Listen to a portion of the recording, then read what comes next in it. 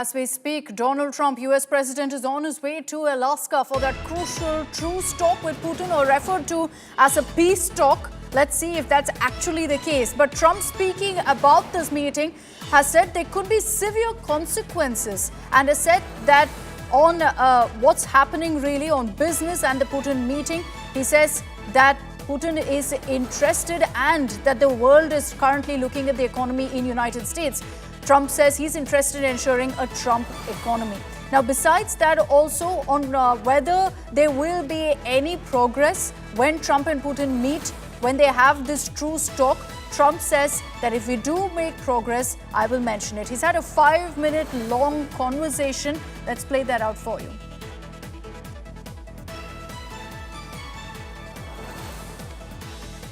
But what I do care about is they lost last week.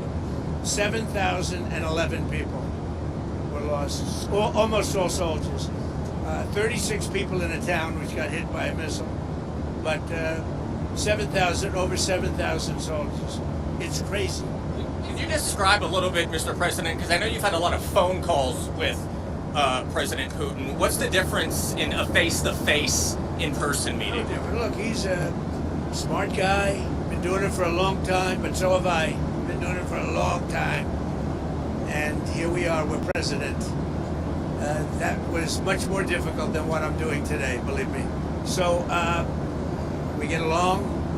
There's a good respect level on both sides, and I think, something's going to come of it. I noticed he's bringing a lot of business people from Russia, and that's good. I like that, because they want to do business, but they're not doing business until we get the war settled. Are you going to talk about business? When you talk business, we have the hottest country on earth. We have the hottest economy on earth. We have the hottest country.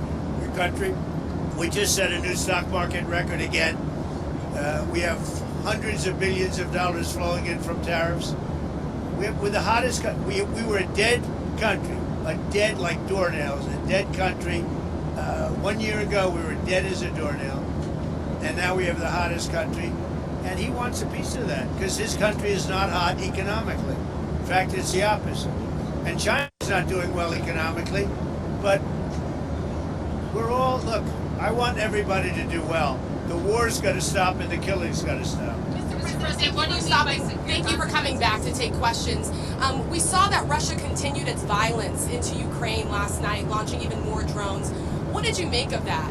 I think they're trying to negotiate. He's trying to set a stage. I mean, in his mind, that helps him make a better deal. It actually hurts him. But in his mind, that helps him make a better deal if they can continue the killing. Maybe it's a part of the world. Maybe it's just his fabric, his genes, his genetics. But he thinks that makes him, gives him strength in negotiating. I think it hurts him, but I'll be talking to him about it later. It's on the table for discussions today, Mr. President. Are the territorial swaps on the table? Will you be discussing that? They'll be discussed, but I've got to let Ukraine make that decision. And I think they'll make a proper decision. But I'm not here to negotiate for Ukraine. I'm here to get them at a table. And I think you have two sides. Look, Vladimir Putin wanted to take all of Ukraine. If I wasn't president, he would right now be taking all of Ukraine. But he's not going to do it. Mr. President, what did you mean? Just one thing. What about the possibility of the United States providing security guarantees to Ukraine? Maybe. Along with Europe and other countries. Not in the form of NATO, because that's not going to, there are certain things that aren't going to happen. But yeah, along with Europe, there's a possibility of that. You mentioned the number of business people that President Putin is bringing along. Is that something that you want to discuss with President Putin at this meeting? Yeah, if we make progress, I would discuss it, because that's one of the things that they would like. They'd like to get a piece of what I built in terms of the economy. Just so you know, we were a dead country with our economy. He wouldn't be interested. He wouldn't have been interested a year ago with the Biden economy. But he is interested in the Trump economy, because wait till you see when those factories start opening up. We have hundreds of factories all over the country, and that includes auto factories, AI factories, and every other.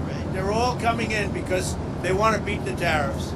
Because if they open here, they don't have to pay tariffs. If they don't open here, they have to pay, in some cases, 200%, 300%. I haven't even set some of the tariffs yet. I'll be setting tariffs next week and the week after on steel and on, I would say, chips. Chips and semiconductors we'll be setting sometime next week, week after. What rate are you looking at? What rate? I'm going to have a rate that is going to be lower at the beginning. Then that gives them a chance to come in and build. And very high after a certain period of time. And if they don't build here, they have to pay a very high tariff, which doesn't work, so they'll come and build. Mr. President, hi. You had said earlier. Isn't he a gentleman? He's a nice. He's helping me out. He's a very nice. He's one of the few nice ones, actually. You had said earlier this week that Putin would face severe consequences if you get the sense from him that he's not interested. What do you mean by that? Economically severe. Yes, it will be very severe.